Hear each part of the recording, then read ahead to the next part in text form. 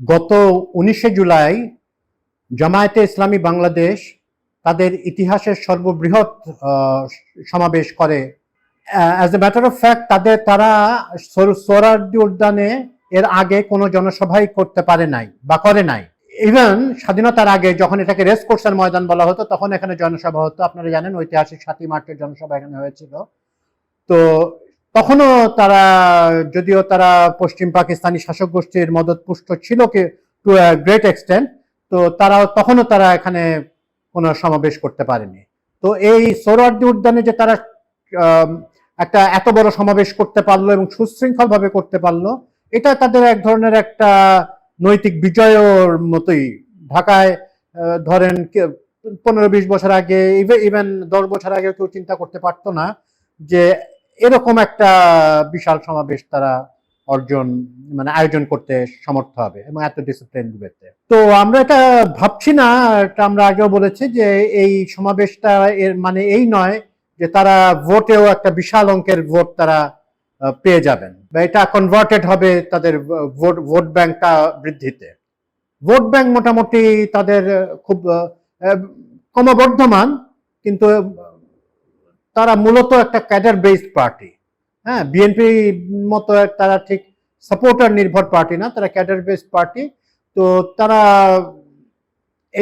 এটা তাদের এক ধরনের একটা স্টেপ, কারণ তাদের ক্যাডারদের বাইরেও অনেকে এসছিল ওখানে, একটা প্রাথমিক স্টেপ হলো।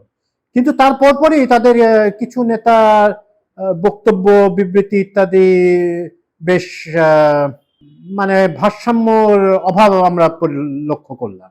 স্পেশালি মাইলস্টোন ট্র্যাজেডির পরে ওনাদের বড় নেতারা বললেন যে এরকম 100 জন মারা গেছে। ওনারা কি কোথা থেকে জানলেন, কিভাবে জানলেন? তো এটা আমাদেরকে ভাবায়।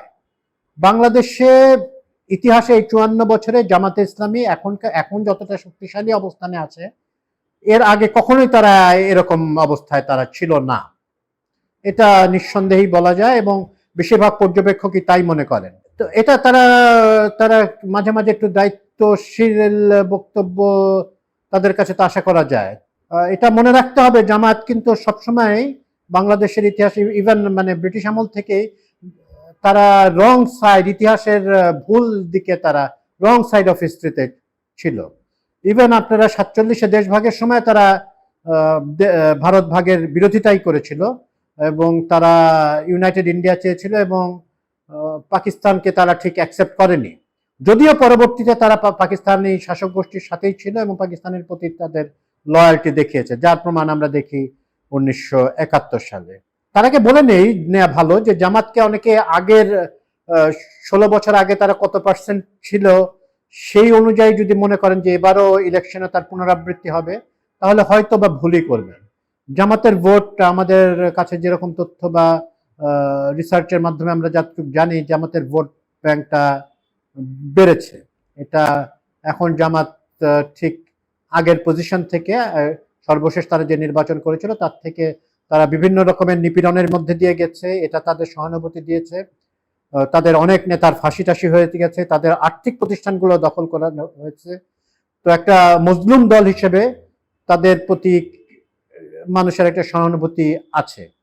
কিন্তু এটাও সত্য যে জামাত যতদিন পর্যন্ত 1971-এর ব্যাপারে তাদের অবস্থানটা পরিষ্কার না করতে পারে, ততদিন আসলে জামাতের এদেশের পলিটিক্যাল ভবিষ্যতে এক ধরনের প্রেশার গ্রুপ, প্রেশার পার্টি হিসেবে অথবা আন্দোলনের পার্টি হিসেবে তাদের যতই মজবুত অবস্থান থাকুক না কেন, ভোট দিতে মানুষ দ্বিধা করবে। এবং এটা একটা বাস্তবতা হচ্ছে, বাংলাদেশের অর্ধেক ভোটার বা অর্ধেকের থেকে বেশিও হতে পারে ওনারা মহিলা। তো ওনারা ভেতরে জামাতের ব্যাপারে অনেক রিজার্ভেশন আছে। জামাত আসলে ওনাদেরকে তাদের অনুযায়ী, তাদের জামাতের যে আইডিওলজি অনুযায়ী তারা তাদের পোশাক আশাকে বাধ্য করবেন, তাদের কর্মক্ষেত্রে হয়তো বাধা সৃষ্টি হতে পারে। কিন্তু জামাত অবশ্য বলেছে যে তারা এরকমটি করবেন না, সহসাই তারা কোন রকম র্যাপিড র্যাডিক্যাল চেঞ্জের দিকে যাবেন না। তো জামাতকে 1971-এর ব্যাপারে, মুক্তিযুদ্ধের ব্যাপারে, মুক্তিযুদ্ধ আমাদের খুবই ইমোটিভ একটা ইস্যু। এখানে আমরা কোন রকম মাঝামাঝি বক্তব্য যদি কিন্তু ইত্যাদি আমরা শুনতে চাই না। আমরা চাই যে বিএনপি এক পার্টি হিসেবে একক আধিপত্য নিয়ে থাকুক, এটা আসলে গণতন্ত্রের প্রতি খুব শুভ কিছু নয়। তো বিরোধী দলে যেহেতু আওয়ামী লীগের কার্যক্রম নিষিদ্ধ এবং ধরে নেওয়া যায় যে তারা সামনের নির্বাচনে বা তারপরের নির্বাচনে তারা কতটা অংশগ্রহণ করতে পারবে কিনা বা পারবে না, সম্ভবত তাদের কিছু ইন্ডিপেন্ডেন্ট ক্যান্ডিডেট থাকতে পারে, তাদের যারা ইলেকশন করার মতো লোক তারা তো পলাতক অবস্থায় আছে। তো ভ্যাকুয়াম তো থাকার কথা না, ভ্যাকুয়াম থাকা উচিত না। কিন্তু জামাতকে করতে গেলে তাদের যেটা বললাম, মুক্তিযুদ্ধের ব্যাপারে তাদের অবস্থান পরিষ্কার করতে হবে, নারী নীতির ব্যাপারে তাদের অবস্থান আরো জোরালোভাবে বলতে হবে, এবং সংখ্যালঘুরা কি এখানে কি কেমন থাকবেন জামাতের ক্ষমতায় আসলে, ক্ষমতায় আসছেন তারা এটা বলছি না, মানে জামাতের পরিষ্কারভাবে বলতে হবে। তাদের মহাসমাবেশে গোবিন্দ প্রামাণিক বলে এক ভদ্রলোক, উনি সনাতন সম্প্রদায়ের মানুষ, উনি জামাতের পক্ষে অনেক কথাবার্তা বলেছেন। এরকম ধরেন একটা টোকেন ফিগার দিয়ে তো হবে না।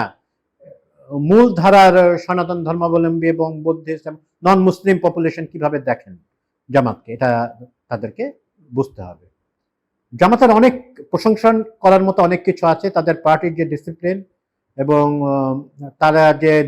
তারা একসময় দুটো মন্ত্রিসভা চালিয়েছিলেন এবং সেই দুইটা মন্ত্রিসভা বেশ ভালোভাবেই চলেছিল, এবং আন্দোলনে বিশেষত এই জুলাই আন্দোলনে ওনাদের অবদান অনস্বীকার্য। বিশেষ করে তাদের যে স্টুডেন্ট উইং, ছাত্র শিবির, তারা সবার কাঁধে কাঁধ মিলিয়ে তারা হাসিনার বিরুদ্ধে লড়াইয়ে ছিল। তো জামাত আরো আরো প্রোঅ্যাক্টিভলি অ্যাড্রেস করতে হবে তাদের বিভিন্ন ইস্যু নিয়ে। যদি কিন্তু ইত্যাদি বলে তো আসলে হবে না। তো এবং বিএনপির সাথে একদম মুখোমুখি অবস্থায় এখন চলে আসছেন তারা, এবং এটা এটা একদিকে এক আছেন যে তারা বারবার বলছেন যে তারা ফ্যাসিবাদের বিরুদ্ধে বিএনপি, জামাত এবং নতুন যে এনসিপি, ওনারা সবাই একসাথেই লড়াইটা চালিয়ে যাবেন।